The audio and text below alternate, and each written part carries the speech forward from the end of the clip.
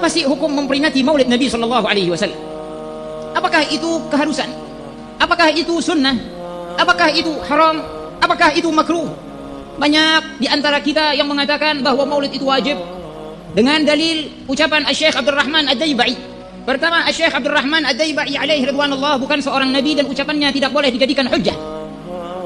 Apa ucapan beliau? Walau anna amilna kulla hinin li Ahmad maulidan qad kana wajib.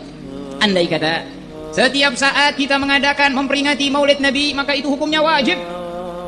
Tapi kita harus mengerti apa yang dimaksud dengan kewajiban oleh Syekh Abdul Rahman Ad-Daybai. Kewajiban bagi para pecinta Nabi Sallallahu Alaihi Wasallam ingin mendengar kabar, mendengar cerita, mendengar ucapan baginda besar Nabi Muhammad. Sebagaimana halnya orang politik, pasti setiap hari pengen dengar berita, pengen tahu keadaan. Wajib bagi mereka mengenal itu. Jadi kewajiban di sini bukan kewajiban sebagai hukum, tapi untuk pribadi para pecinta.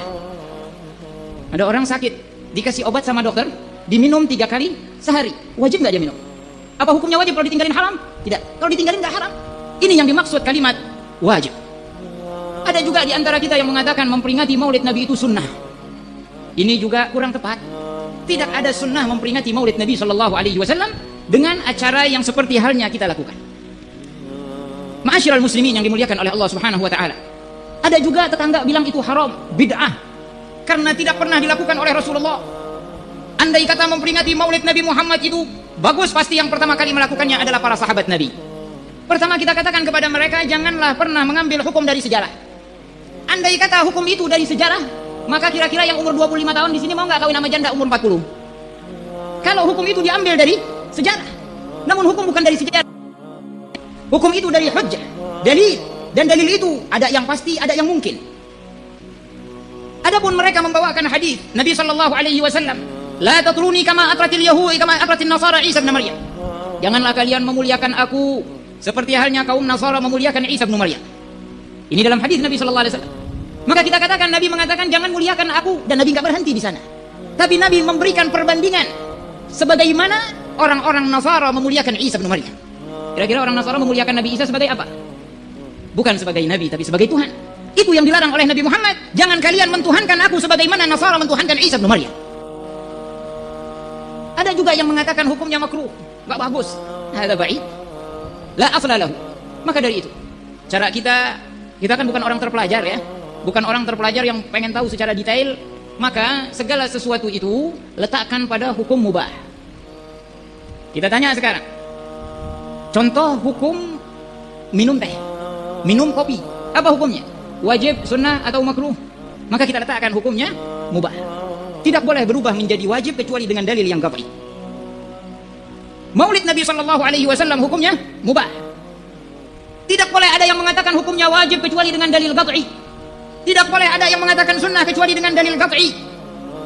Tidak boleh ada yang mengatakan haram apalagi kecuali dengan dalilun qat'i. Maka hukumnya mubah. Jika hukumnya mubah maka boleh. Siapa yang ingin melaksanakan maulid Nabi? Boleh. Yang tidak mau melaksanakan maulid Nabi? Boleh. Yang salah adalah yang saling menyalahkan. Ya, kenapa sahabat tidak merayakan maulid Nabi Muhammad? Andai kata betul maulid itu bagus, pasti sahabatlah yang pertama memulainya. Maka kita katakan kepada mereka, sahabat tidak membutuhkan maulid, karena sahabat setiap saatnya mengenang Rasulullah. Kalau nggak percaya, lihat di Sahih Al-Bukhari, lihat di Sahih Muslim, lihat di Sahih hadits At-Tirmidzi. Semua a'immatul hadits meriwayatkan hadits dari sahabat, dan semua sahabat mengatakan qala Rasulullah. Bersabda Nabi Muhammad, berarti mereka ingat nggak dengan Nabi Muhammad? Mereka mengatakan sami'tu Rasulullah, aku mendengar Rasulullah. Ra'aitu Nabiyya sallallahu alaihi wasallam, aku melihat Nabi. Berarti mereka kesehariannya selalu mengingat Nabi sallallahu alaihi wasallam. Maka tidak perlu lagi maulid, karena mereka sudah bersama Nabi kapanpun dimanapun.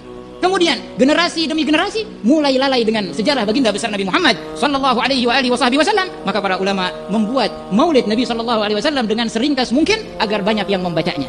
Ringkasnya zaman dulu Syaraful Anam. Kalau zaman kita panjang banget ya. Yang palingan yang bisa baca Syaraful Anam mak-mak. Kalau bapak-bapak mah udah lari ya. Nah, akhirnya keluar lagi ulama setelahnya, mulai tambah sedikit, sampai datang Maulid Al-Habib Ali bin Muhammad Al-Habsyi. Ya, Maulid Simtud Durar dipangkas juga. Ya, kelamaan kalau baca semua. Datang Habib Umar bin Hafidh bikin Adhiyaul Lami', masih kepanjangan. Akhirnya Al-Habib Umar membuat Maulid Asy-Syarabut Tahur, di mana sangat ringkas, 2 pasal langsung berdiri. Jadi nggak mungkin diringkas lagi. Kenapa? Karena memang zamannya. Kita kalau dikasih apa, nonton bola 2 jam 3 jam oke. Ya, giliran baca Maulid Syaraful Anam berapa lama? Setengah jam, lama juga. Sama, walidalik. Maka dari itu ma'asyiral muslimin, mereka para ulama membuat maulid sesuai zamannya masing-masing. Karena di zaman kita orang udah pada pengen cepat selesai, dibikin yang ringkas, karena ini adalah kebutuhan pokok umat Nabi sallallahu alaihi wasallam.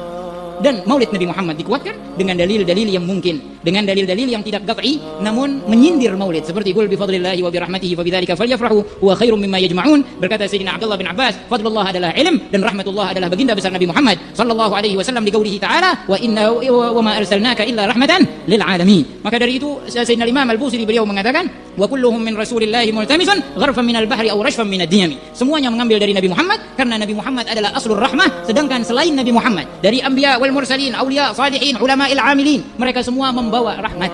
Tapi Nabi Muhammad adalah dzatur rahmah sallallahu alaihi wa alihi wasallam.